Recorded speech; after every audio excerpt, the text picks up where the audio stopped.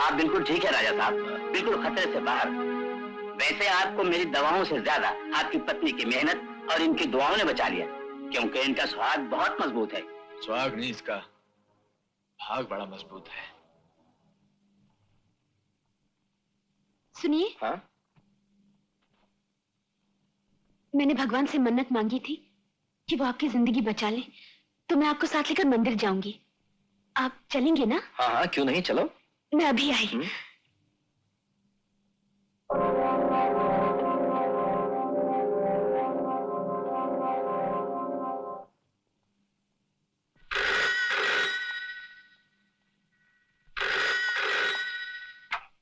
Hello. कौन? रंगा? मैं बिलवा मंगल बोल रहा हूँ। मालिक ने तुम्हें फौरन अपने घर पर बुलाया है। अभी? हाँ, बहुत ही जरूरी काम है। अच्छा ठीक है, हम आते हैं। सीता, हमें एक बहुत ही जरूरी काम से बाहर जाना है। अभी? हाँ, तुम एक काम करो ना, तुम मंदिर चली जाओ, वही हमारा इंतजार करो। हम काम निपटा कर पहुंचते हैं, फिर साथ मिलकर भगवान के दर्शन करने चलेंगे। ठीक है? ठीक है। हाँ। नालायक, निकम्मा, सुअर, नमक हराम। जब मैंने तुझसे कहा था कि दूध सीता को देना, तो तूने रंगा को कैसे दे दिया? मालिक, मैंने नहीं दिया, नौकरानी ने दिया। मैंने खुद उसमें अपने हाथ से जहर मिलाकर भिजवाया था। खच्चर की औलाद, जहर अपने हाथों से मिला सकता था तो क्या दूध अपने हाथों से नहीं दे सकता था? मालिक, मैं अपने हाथ से कैसे देता? हर रोज खाना दूध नौकरानी देती है। आज मैं लेकर जाता तो लोगों को मुझ पर शक हो सकता था। चक्का बच्चा, रंगा बच गया इसलिए तू मेरे हाथों से बच गया। अगर कहीं वो मर जाता तो मैं तेरा पूरा खानदान ऐसे गायब करवाता जैसे कभी पैदा ही नहीं हुआ था। तेरा चौकन्ने होके काम करना बे। कसम तिजोरी की, मेरा दिमाग बड़ा फिरा हुआ है। अब क्या वो लड़की सीता किसी भी हालत में जिंदा बचने ना पाए, उसे ऐसे खत्म करना कि किसी को शक ना हो। समझ गया? बिल्कुल मालिक, ना वो बचेगी और ना किसी को हम पर शक होगा। इसीलिए मैंने उसे खत्म करवाने के लिए शहर से खास गुंडे बुलवाए हैं। वो तो ठीक है, लेकिन वो बेवकूफ मेरा खामखा का वफादार रंगा जो 24 घंटे उसके साथ रहता है, उसका क्या होगा? उसे तो बिल्कुल पता नहीं चलना चाहिए। नहीं चलेगा मालिक, रंगा को उससे अलग करने के लिए ही मैंने उसको यहाँ बुलाया। रंगा यहाँ आएगा और वहाँ सीता का काम हो जाएगा।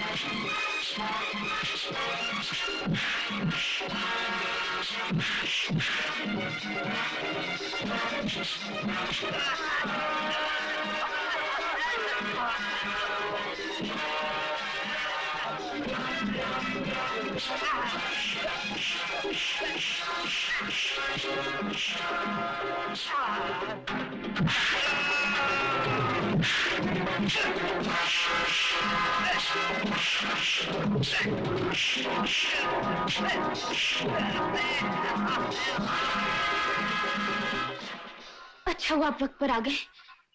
हाँ सीता, अब हमें पता चला कि वक्त की कीमत क्या है, प्यार क्या होता है, बंधन क्या होता है।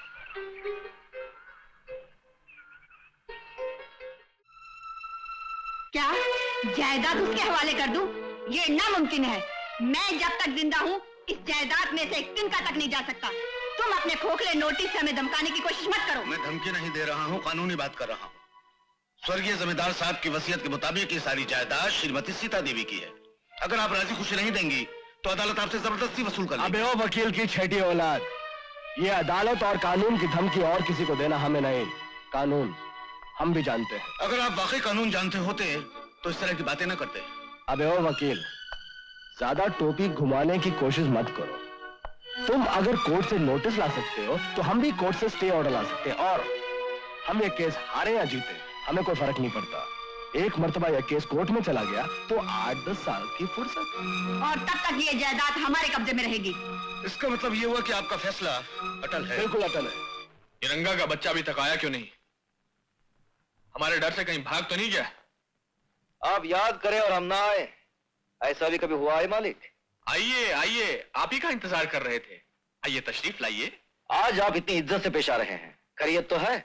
हाँ, क्योंकि अब आप काम भी तो बड़े आदमियों की तरह करने लगे हैं ना। सुना है आजकल महाराज आप और आपकी महारानी घंटों साथ में भटकते रहते, खाना भी घर पर नहीं खाते बल्कि महंगे होटलों में खा रहे हैं। जी हाँ, आपने सच सुना है, क्योंकि आजकल घर के खाने में मजा नहीं आ रहा है। हाँ, जाहिर बात है, सूखी घास भी जिस घोड़े को नसीब ना हो, उसे नरम नरम हरी घास और ताजा ताजा चना खाने को मिल जाए तो उसकी आदतें तो बिगड़ती जाएंगी ना। हाँ, सच फरमा रहे हैं आप। खामोश, बदतमीज, ऊपर से हाँ भी बोलता है। पहले ये बता, तू उस लड़की के साथ आजकल खुल्लम खुल्ला क्यों घूम रहा है? खुल्लम खुला नहीं घूमो तो क्या पर्दा करके घूमो?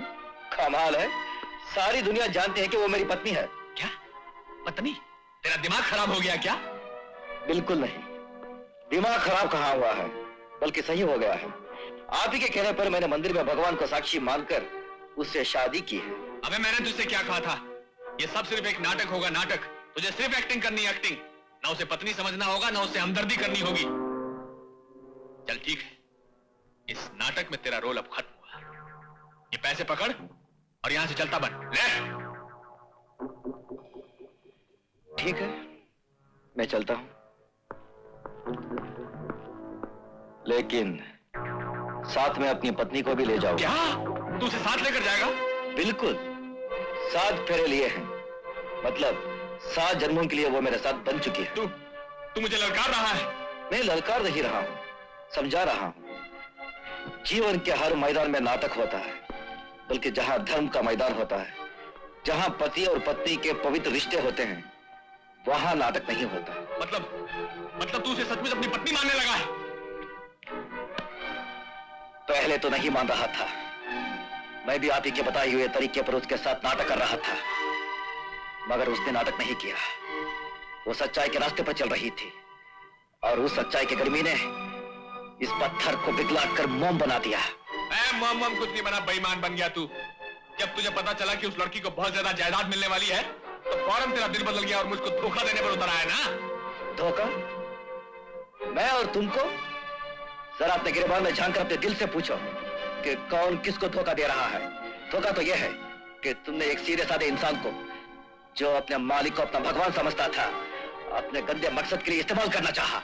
धोखा तो यह है कि तुमने मुझ जैसे पत्थर दिल इंसान की शादी एक मासूम लड़की के साथ करवाकर उसकी जिंदगी बर्बाद कर देनी चाहिए। और धोखा तो यह है कि तुमने उसके दूध में जहर मिलाकर उसे जान से मार डालना चाहा। और धोखा तो यह है कि भगवान के मंदिर में उस देव की जान लेनी चाहिए। धोखेबाज तुम हो, तुम हो, तुम हो।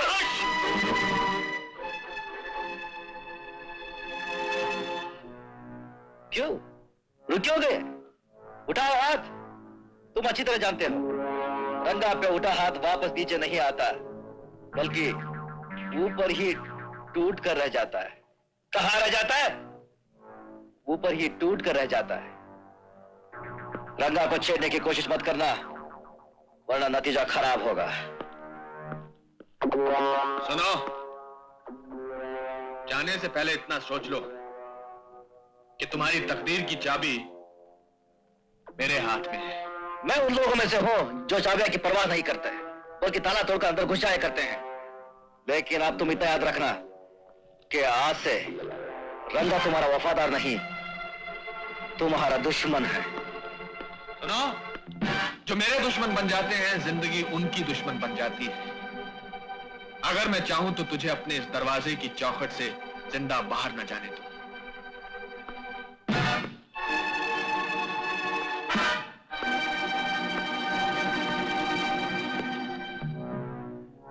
और अगर मैं चाहूं, ना तुम रहोगे, ना तुम्हारा दरवाजा रहेगा, ना ये चौखट रहेगी। अच्छा, आज इसकी जुबान बहुत लंबी हो गई है, जरा काट कर छोटी करना तो।